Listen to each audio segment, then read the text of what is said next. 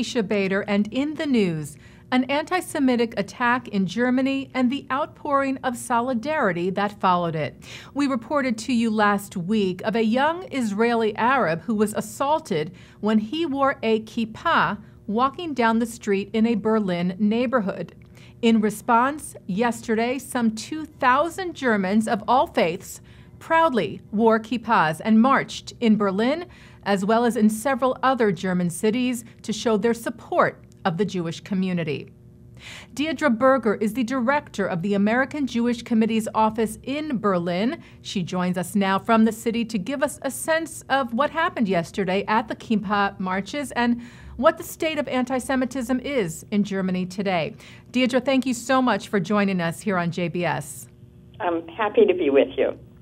So let's start with the assault that happened last week. I don't know if you know more than we do, but we reported that a young man who turned out to be actually an Israeli Arab was with his friend who was Jewish, and this friend had apparently told him of the dangers of walking with a kippah down the street, and so he wore a kippah to see if that was in fact true. Does this resonate with what you know of what happened?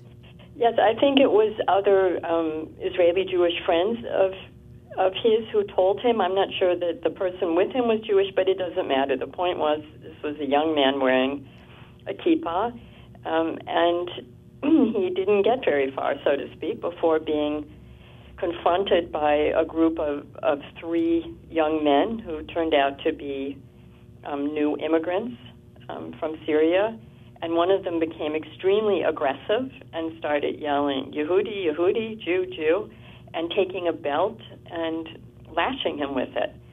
And the imagery of that, I think, is particularly notable because in the Arab world, there's certain significance to that sort of punishment, in a way. It resonated a lot. The young man is celebrated as a hero in social media, which is, in addition to the disgrace of this incident, is very, very upsetting. And I think that to our benefit, this young man had the strength and the quick-wittedness to film what was happening. And he made something visible that we know does happen with some regularity, but we don't see it. And because we have internet and it went viral, it immediately created a level of attention that we have not really seen to this degree before. It's true, and really, I have to say, I was so moved and really impressed by how quickly the response and this march came together, and I want to ask you about that in a minute. German leaders quickly condemned the incident, including German Chancellor Angela Merkel, and very quickly, as I said, it seems this Kippa March was organized in a number of cities, and even though the incident was terrible, as you and I know, these things happen all the time in many places around the world, and we don't see this kind of response. We don't see thousands of people walking in the street showing their support after this happened. So first of all, were you at the march yesterday? Yes, I was. Okay, so can you, first of all, who organized it? How did it come together so quickly? The Jewish community of Berlin organized it. There were some comments by some of the speakers that we will really be a step further when it doesn't need the Jewish community to organize a protest against anti-Semitism. But in any case, it did come together very quickly. I think also due to the media reports that heightened attention. The chancellor spoke out almost immediately, as did the foreign minister. So it was very high profile. And it didn't take long for the list of speakers to go beyond the head of Germany's Jewish community and the Berlin community and the mayor of Berlin. Those are the three original speakers. And within 2 days, they suddenly had a very long list of speakers, including some important members of parliament and other city officials. And suddenly everyone was crowded up on the stage and couldn't wait to speak. It was really very moving to be part of a crowd of several thousand people, all wearing kippahs, in the heart of Berlin in Europe. Not just anywhere in Europe, but of course there's always an additional feeling about being in Berlin, standing next to a Jewish community center, and seeing people who have the courage to put on a kippah and express solidarity. As one reporter mentioned, as soon as people left, they immediately took it off, although that's not so unusual. I mean, unless you're very religious, people don't always walk around wearing kippahs. But people mentioned to me it was the first time they'd ever done that. Was it safe? They felt a little insecure. It's something new, and I think that it awakened consciousness to a completely new degree.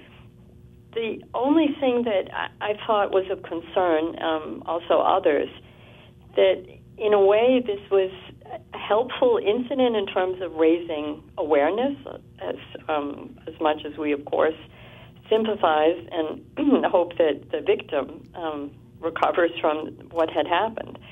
And still, we thought, what if he had been recognized for speaking Hebrew, and not because he was wearing a yarmulke, because he is, after all, an Israeli, and he'd been assaulted for that reason?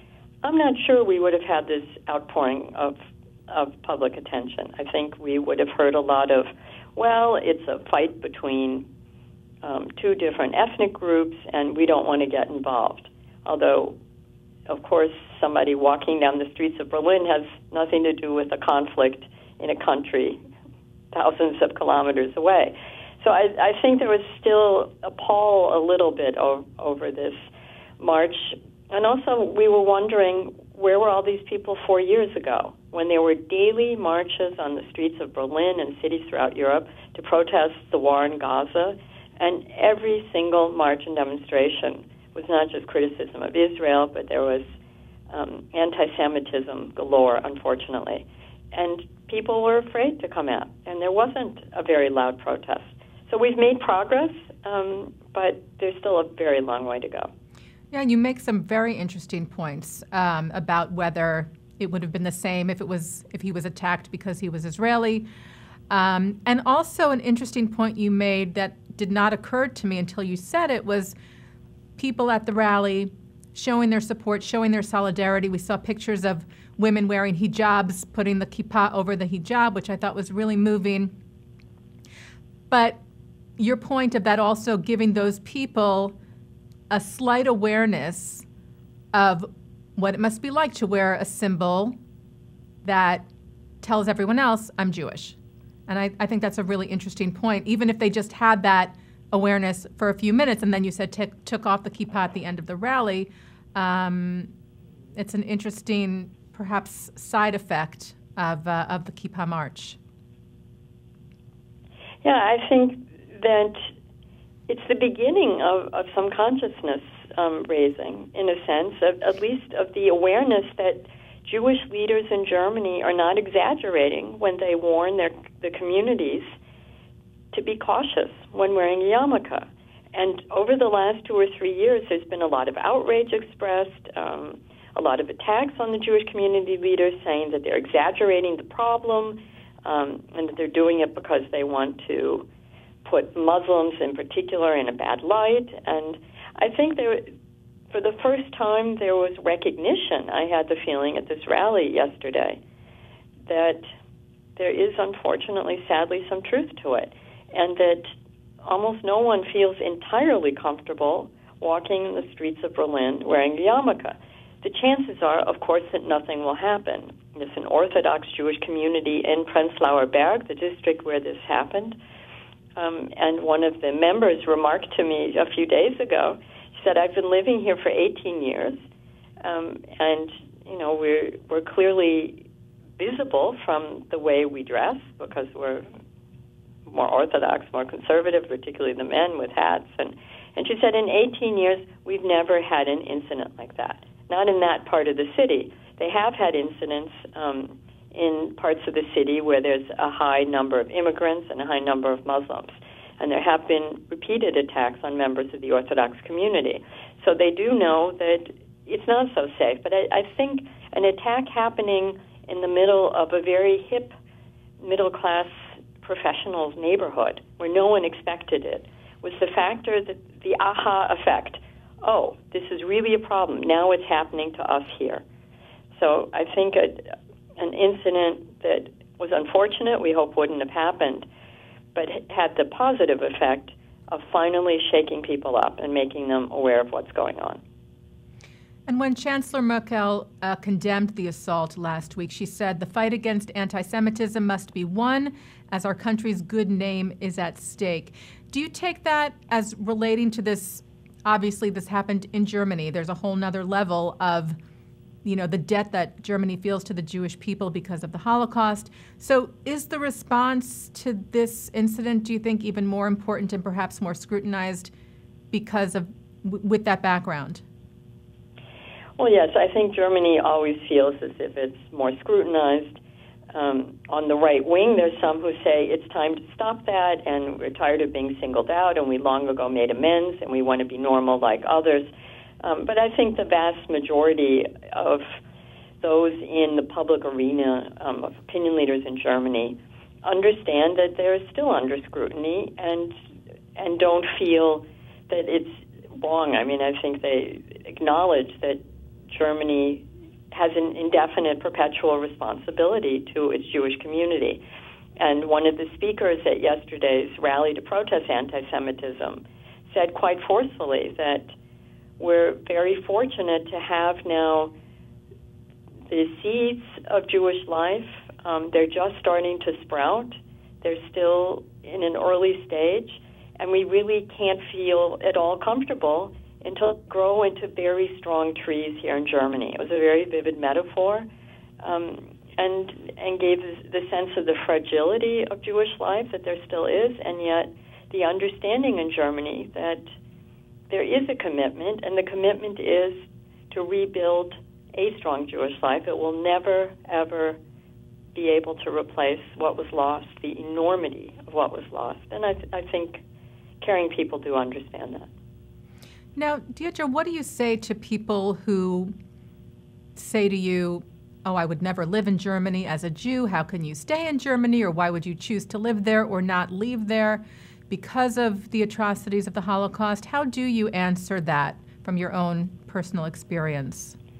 It's interesting that you ask that. I do get this question a lot, as do all of us who live in Germany, especially Americans, when we go back and I speak to Jewish friends, family, I go into synagogues, Jewish audiences, and I say, I can understand you're feeling that. It's a personal decision. I think that you will find that if you come to visit Germany today, you'll see that there have been major changes in society that are quite astonishing, in fact, in a relatively short space of time in the course of history. In the past 70 years, that an extremely strong democracy has taken root in Germany, and it changes people's minds. And I think the most astonishing thing for us, the American Jewish Committee has for the last 38 years had an active exchange program with the Konrad Adenauer Foundation, which is linked to Chancellor Merkel's party.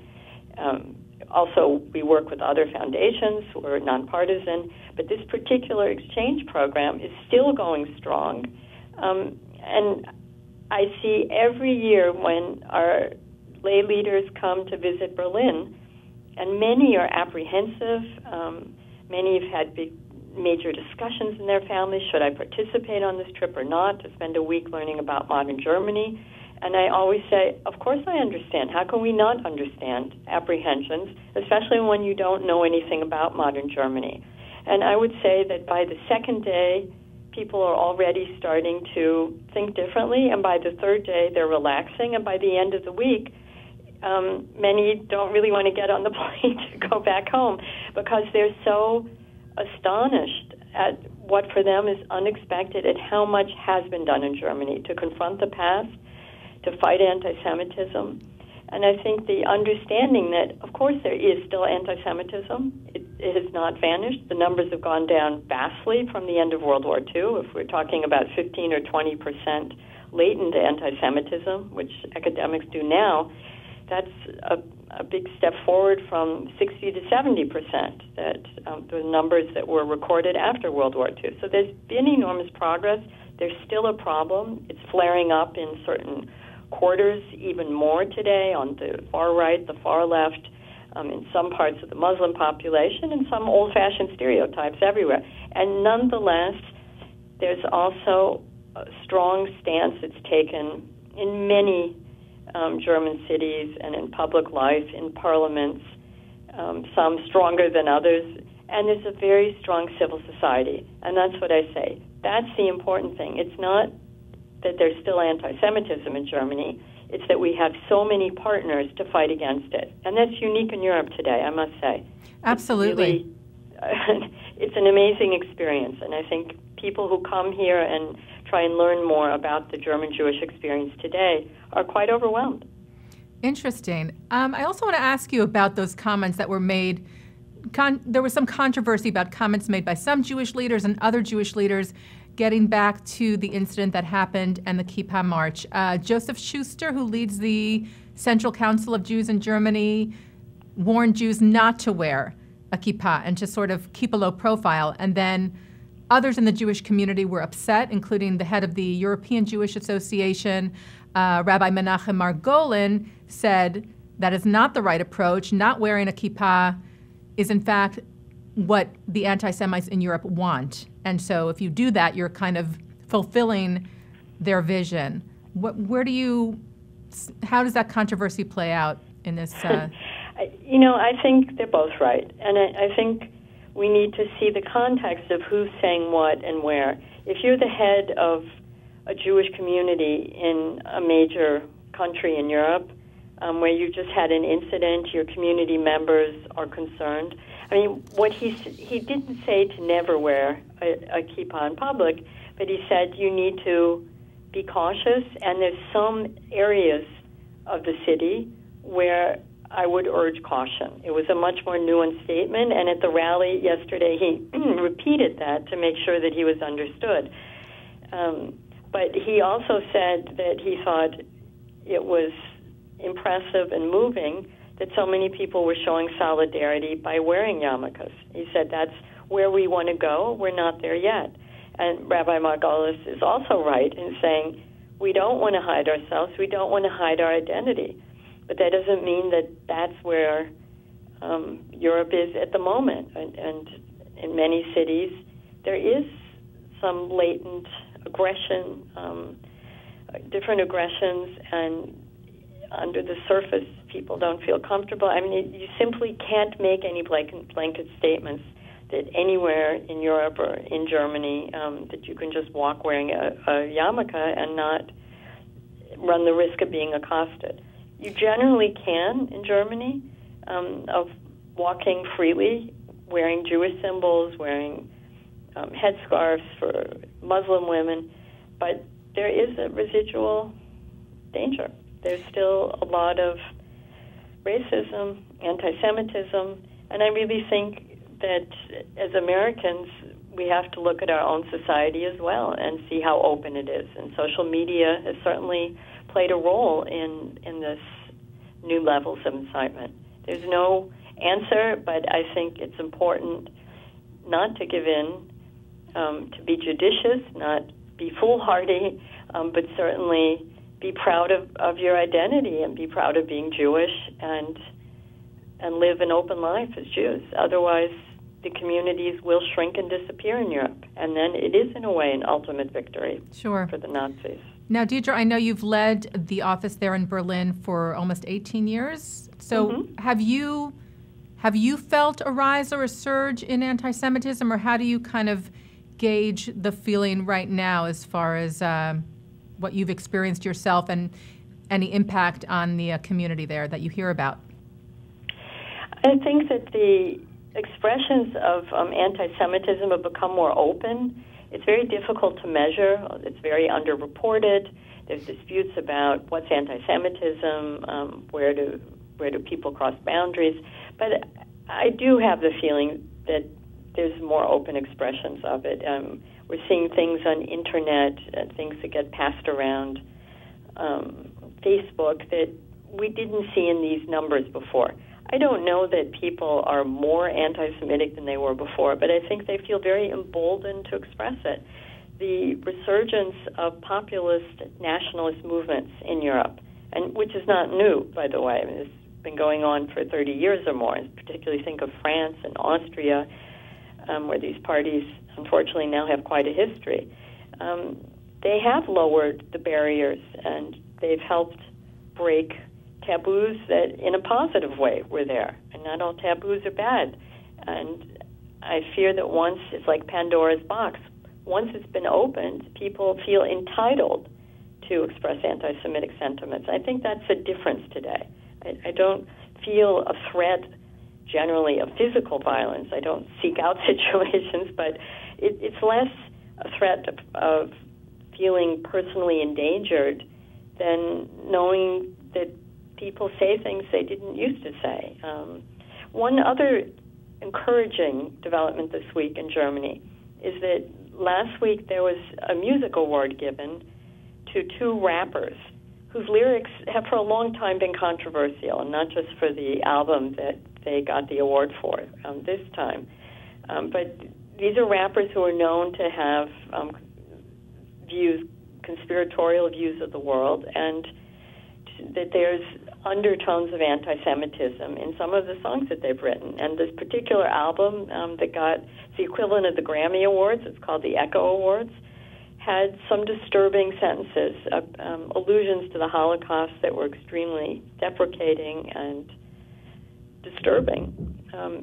And the interesting thing is that, as we know, this is not a new problem in rap music or some other forms of music, and especially battle rap, where the musicians try and outdo themselves in how brutal, violent, racist, sexist, and anti-Semitic they can be. But for the first time, other musicians stood up and said, stop, this has gone too far.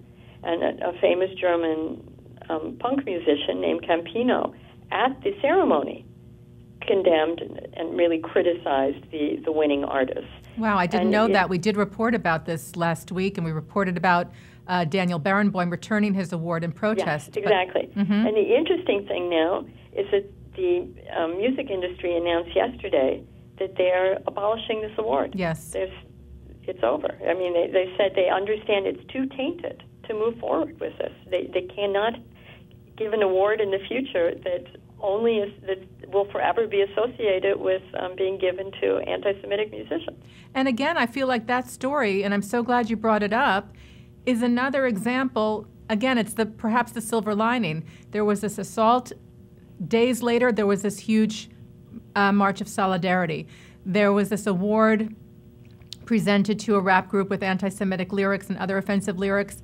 Days later, artists stood up, or at the ceremony, as you just mentioned, artists stood up and said no, and now the award has been canceled. So it seems that Germany responds very quickly, very firmly, and visibly to such anti-Semitic incidents. So that is encouraging.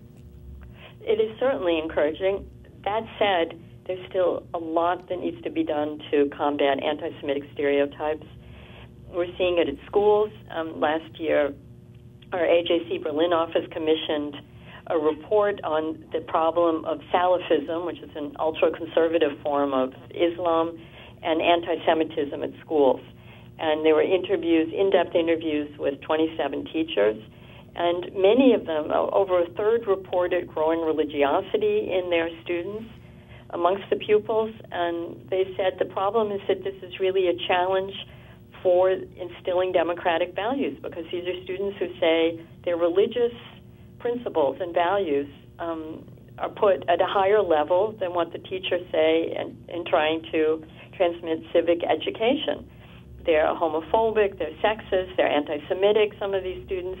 It's certainly not every Muslim student, and Muslim students are the main victims of this sort of terror, in a way, this religious terror.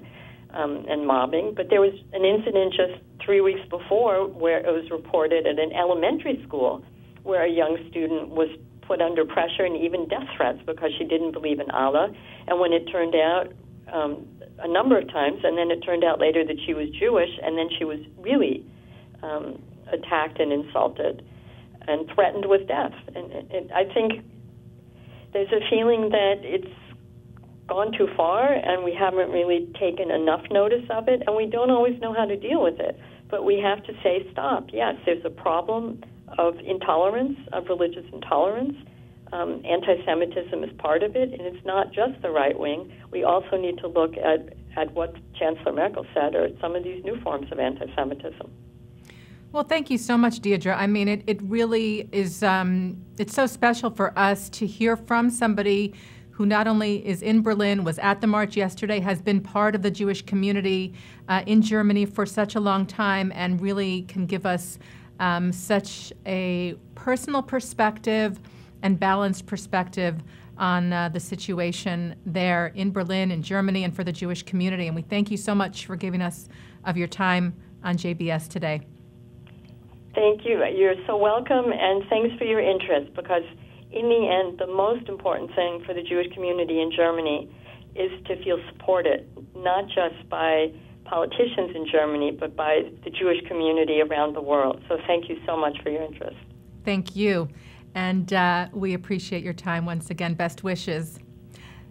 Deidre Berger is the director of the American Jewish Committee's office in Berlin, and we thank her kindly for taking the time to share her experience and her expertise with us.